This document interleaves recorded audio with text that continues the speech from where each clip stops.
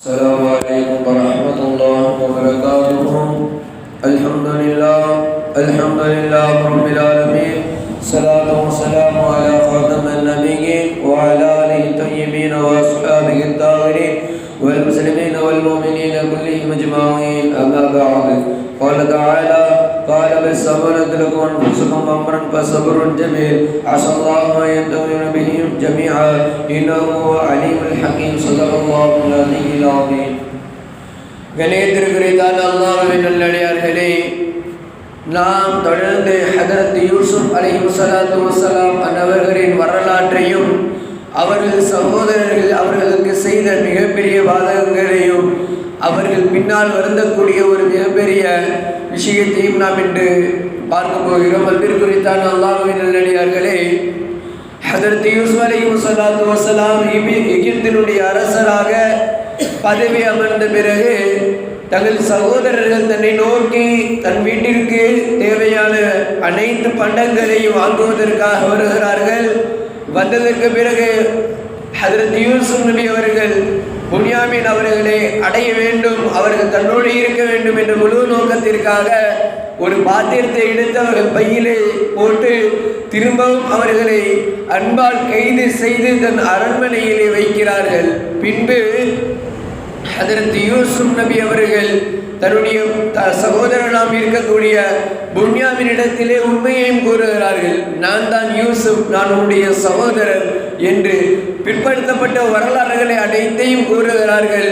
பின்பு இங்கிருக்கின்ற 11 சகோதரர்கள் ஒரு சகோதரரை அவர்கள் தந்தைக்கு மாறு செய்து விட்டதாக 10 சகோதரர்களும் எண்ணி தன் வீட்டிலே சென்று ஹதரத் யாக்கூப் அலைஹிஸ்ஸலாத்து வஸ்ஸலாம் அவரிடத்திலே சொல்லுகிறார்கள்: எங்கள் தந்தையை நாங்கள் சென்றோம், எங்களுடைய விஷயம் இவ்வாறு ஆனது, புன்யாமின் இவ்வாறு செய்துவிட்டார் போல, எனவே அரசர் கைது செய்து அவரை வைத்துக் கொண்டார் என்பதாக சகோதரர்கள் சொல்ல, ஹதரத் யாக்கூப் அலைஹிஸ்ஸலாத்து வஸ்ஸலாம் மிக மிக உரிமை காத்தவர்களாக, எனக்கு வைத்த கை செய்துவே, நான் முதலிலே யூசுப் நபியை இழந்தேன், பின்பு என்னுடைய மகனாம் புன்யாமீனையும் இழந்தேன், என்னுடைய வாழ்வு, என்னுடைய சோகம், என்னுடைய கஷ்டம் இவ்வளவு மோசமாக ஆனது. யா அல்லாஹ், உன்னிடத்திலே கையேந்துகிறேன், எனக்கு நீனே கொடுக்க தகுதியானவன், நீனே அனைத்தையும் எனக்கு தருவாயாக என்று ஹதரத் யாக்கூப் அலைஹிஸ்ஸலாத்து வஸ்ஸலாம் அழுது தன்னுடைய கண்கள் பறிபோனது, தன் 2 மகன்களும் பறிபோனான் என்று சோகத்தினால் ஆழ்ந்து விட்டார்கள். பின்பு அந்த சகோதரர்கள் தன்னுடைய தந்தையினுடைய நிலைமையை பார்த்து மிகவும் கவலைப்பட்டவர்களாக திரும்ப தன்னுடைய தம்பியை புன்யாமீனை மீட்பதற்காக எகிப்துக்கு அரசர்கிட்ட வராங்க. வந்து இந்த மாதிரி எங்களுடைய தந்தை வயது முதிர்ந்தவர், அவரும் ஷேஹன் கபீரா, வயது முதிர்ந்தவர், அவர் முதல்ல ஒரு மகனை இழந்துட்டாரு, அதற்கும் இன்னும் இப்பொழுது ஒரு மகனை இழந்துட்டாரு, அதுக்கும் ரொம்ப கவலை கொள்கிறார், அவருக்கு கண் பறி போடிவிட்டது என்று நடந்த வரலாறுகள் அனைத்தையும் அந்த 10 சகோதரர்கள் சொல்ல, உடனே யூசுப் நபி அவர்களை நோக்கி கூறுகிறார்கள்: ஓ சகோதரர்களே, என்னை தெரியவில்லையா? நான் யாரென உமக்கு நீங்கள் அறியவில்லையா என்று கேட்க, அல்லாஹ்வின் மீது ஆணையாக ஹதரத் இப்ராஹிம் மற்றும் இஸ்ஹாக் இன்னும் இஸ்மாயில் இவர்களுடைய இறைவன், இன்னும் என் தந்தையாகிய யாக்கூபினுடைய இறைவன் மீது ஆணையிட்டு நாங்கள் கூறுகிறோம், உங்களை நாங்கள் யாரென அறியவில்லை, இன்னுமா என்னை தெரியவில்லை.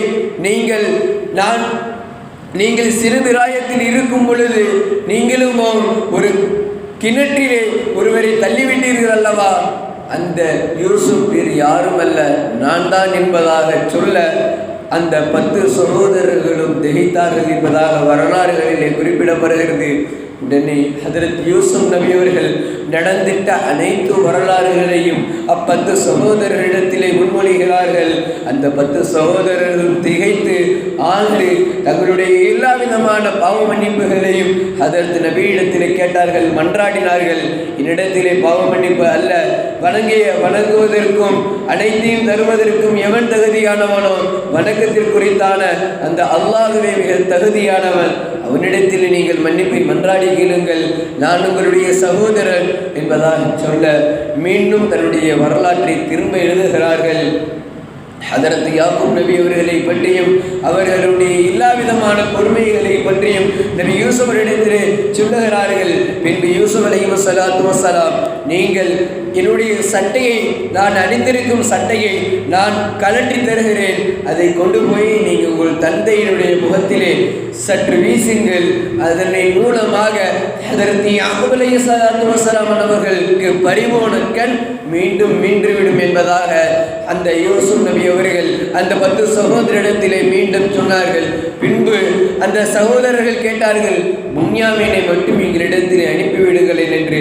அல்ல, இதனுடைய பிரிமிக சகோதரர், எனவே இவரை நான் என்னோடு வைத்துக் கொள்ள ஆசை கொள்கிறேன், தந்தையும் நான் கொண்டு வர ஆசை கொள்கிறேன், எனவே என்னிடத்திலே என்னுடைய சட்டையை, இந்த சட்டையை கொண்டு சென்று நீங்கள் தந்தையினுடைய முகத்திலே விட்டெறியுங்கள், அதனின் மூலமாக அவர்களுக்கு பார்வை வந்துவிடும். பின்பு வரலாறுகளிலே நீங்கள் எல்லா விதமான விஷயங்களையும் அவரிடத்தில் சொல்லி எடுத்து சொல்லி நீங்கள் அவர்களை என்னை காண அழைத்து வாருங்கள், நான் அவளோடு இருக்கின்றேன் என்பதாக சொல்லி ஹதரத் யூசுப் அலைஹிஸ்ஸலாத்து வஸ்ஸலாம் தன் சட்டையை கலட்டி அவர்களுக்காக வேண்டி கொடுக்கிறார்கள்.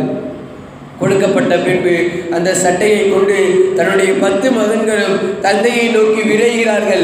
ஆழ்ந்த சந்தோஷம் என்றாலும் மனதிற்குள் ஒரு வருத்தம், தம்முடைய சகோதரரை இவ்வாறு செய்துவிட்டோமே, நாங்கள் இரக்கமற்றவர்களாக ஆகிவிட்டோமே, எங்களுக்கு பாவமன்னிப்பு இல்லையா என்று அந்த 10 சகோதரர்களும் தங்களுடைய மனதளவிலே புலம்பிக் கொண்டு தங்களுடைய வெளிப்பாடாக சந்தோஷத்தை வைத்துக்கொண்டு எகிப்திலிருந்து மிஸ்ர் தேசத்திற்கு விரைகிறார்கள். விரைந்து தங்களுடைய தந்தையை காணுகிறார்கள்.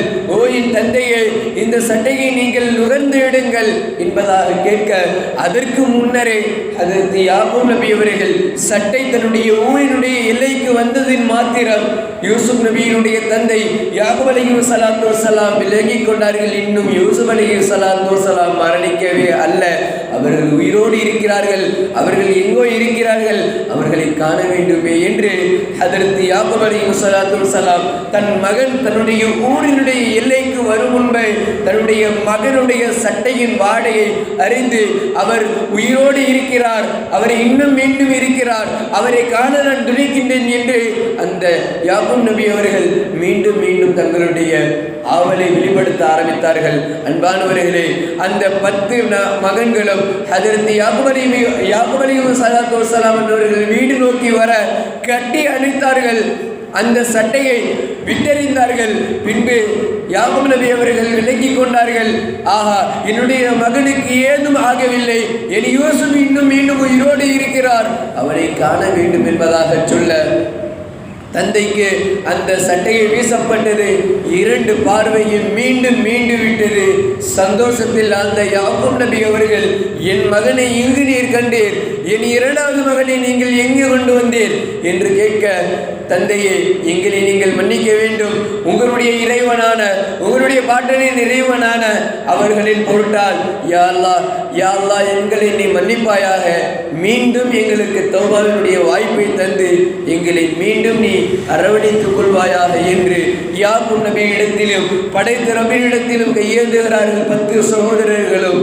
மீண்டும் ஹதரத் யாக்கூப் நபி அவர்கள் யூசுஃபை காண செல்லுகிறார்கள். அலைஹிஸ்ஸலாத்து வஸ்ஸலாம் யூசுப் நபி அவர்களை காண செல்லுகிறார்கள். வரலாற்றை தொடர்ச்சியாக இன்ஷா அல்லாஹ் நாளைக்கு காண்டு நாம் முடித்துக் கொள்வோம் என்பதாக சொல்லிக்கொண்டு, இந்த வரலாறு இருந்து படிப்பினை என்னவென்று சொன்னால், ஹதரத் யாக்கூப் நபி அவர்கள் தொடர்ந்து தன்னுடைய 2 மகன்களை இழந்தார்கள். அவர்கள் இறந்த அந்த சந்தர்ப்பத்திலும் கூட அவர்கள் கோபத்தையோ அல்லது வேகத்தையோ வெளிப்படுத்துவது அல்ல, ஆனால் குர்ஆனிலே குறிப்பிடப்படுகிறது ஃபஸபுருன் ஜமீல், அவர்கள் அழகிய பொறுமை காத்தார்கள் என்று. அந்த மகனின் மீது அவர்கள் கோபம் கொள்ள வேண்டும் என்றாலோ, தன்னுடைய மகனை விரட்டிவிட வேண்டும் என்றாலோ அவர்கள் ஒரு கால் நினைத்தால் செய்துவிடலாம். அவர்கள் இதிலும் கூட நபியாக இருந்திருக்கிறார்கள் அல்ல, அவர்கள் எதுவுமே செய்யவில்லை. ஃபஸபுருன் ஜமீல், அழகிய பொறுமை இருக்கிறார்கள். எனவே நம்மிற்கு வருகிற எல்லா விதமான சோதனைகளையும் தாங்கிக் கொண்டு பொறுமையோடு நாம் தினமும் அல்லாஹ்விற்காக வேண்டி, நாம் அல்லாஹ்வினுடைய தூதுவருக்காக வேண்டி நம்முடைய ஆமாலே சாலிஹாத்துகளை அவர்களுக்காக வேண்டி எடுத்துரைத்தோம், எடுத்துக் கொடுத்தோம் என்றால் நம்முடைய வாழ்க்கை சிறக்கும் என்பதிலே எவ்வித சந்தேகமும் இல்லை. ஹதரத் யூசுப் நபி இன்னும் யாக்கூப் நபி அவர்களுக்கு அல்லாஹ் தஆலா தந்த அனைத்து விதமான நலவுகளையும் தந்து அவர்களுக்கு தந்த அனைத்து முசீபத்துகளை விட்டு நம் அனைவர்களையும் பாதுகாப்பானாக. ஆமீன் யா ரப்பல் ஆலமீன். இன்ஷா அல்லாஹ் நாளை வரலாறை முடித்துக் கொள்வோம். வாஹிரு தஅவானா அல்ஹம்துலில்லாஹி ரப்பில் ஆலமீன்.